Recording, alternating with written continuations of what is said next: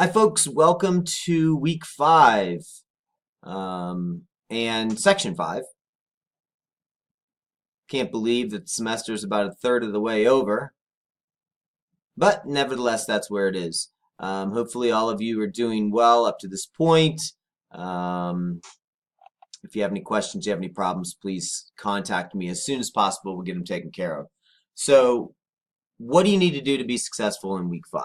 Well, work your way through the um, the lectures on chapter 5 and then also view the two videos. One's a short video to be a man from Vera House, and then of course Tough Guys, which you will be doing your first video summary on, which is due, I believe, at the end of week 6. But I will report back and let you know for sure.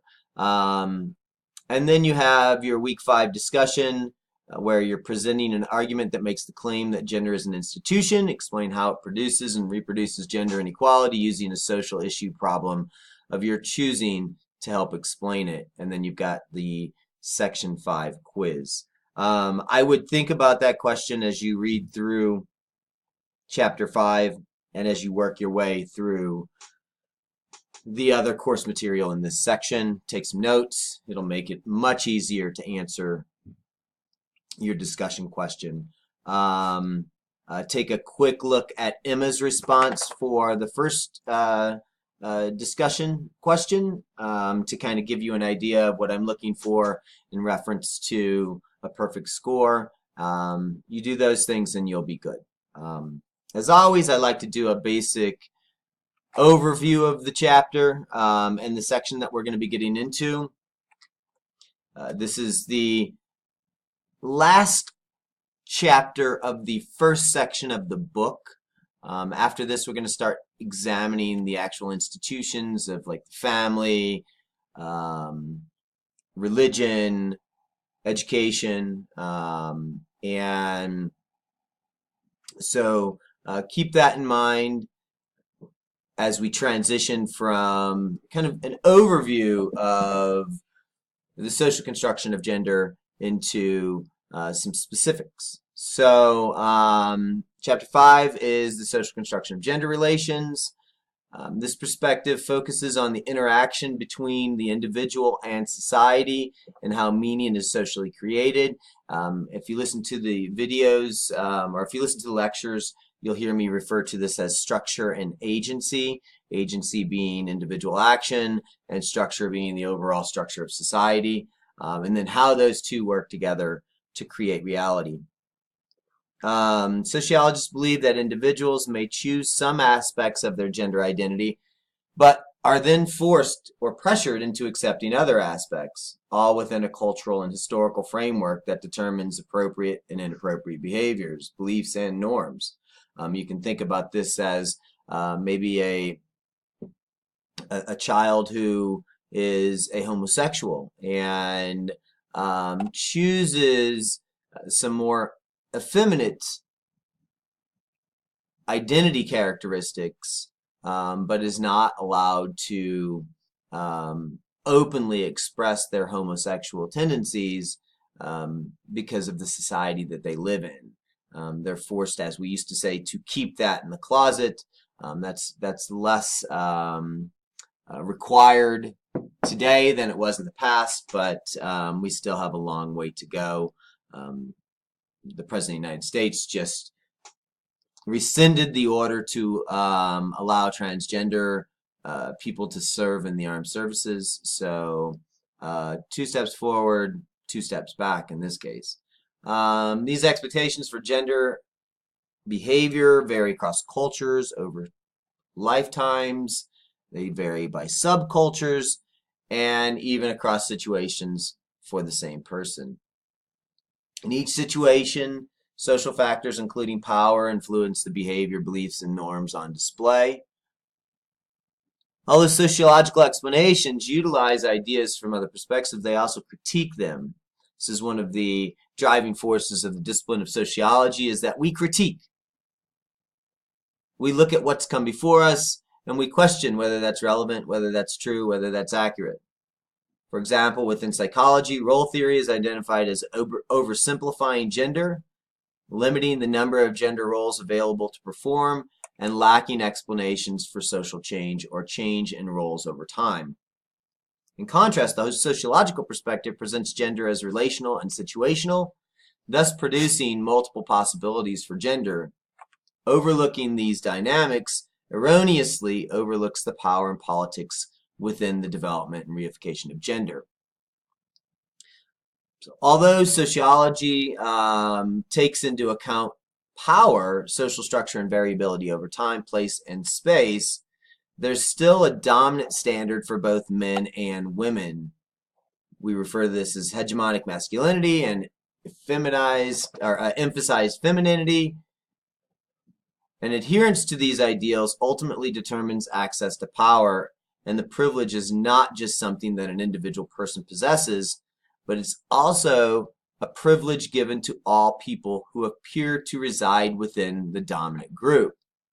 It cannot be denied or rejected if adherence is strict, obvious, and unwavering, and it is often invisible. As we see in many of our sociology courses, the dominant group is almost never evaluated. It's constructed as if it doesn't exist. When we talk about race, we are talking about the other. We are not talking about whites in the United States. When we talk about gender, we're talking about females who are the other minority group within this relationship. We do not examine males. The social constructionists posit that gender is not a thing that is attached to an individual, but it is an institution that interacts with other institutions as such. For example, gender is political and politics can be gendered. In many people's perspectives, the reason that, or one of the reasons that Hillary Clinton lost the most recent election is because the United States population was not ready to elect a female president of the United States. So we chose the polar opposite, something that harkened back to the old days of the 1950s, where gender construction was male dominant and female subordinate. Acker, of course, takes this a step further, identifying 5 processes that aid institutions in creating gender inequality.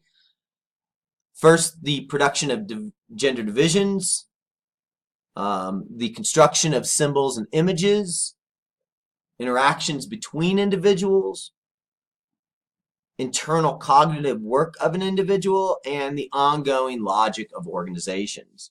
All these factors help to hide the power structure that maintains inequality by normalizing it and thus making it invisible. Final aspect of the sociological perspective is the idea that gender is a process.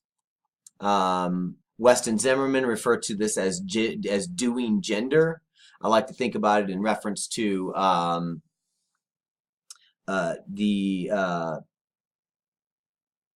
Edwin Sutherland's dramaturgy. The idea that all the world is a stage and we are merely actors in it, and we are acting out gender. So, although much of our personal understanding initially comes from the social structure and socialization into the dominant ideal, we continue to assess and process our gendered identities throughout our lives by doing gender.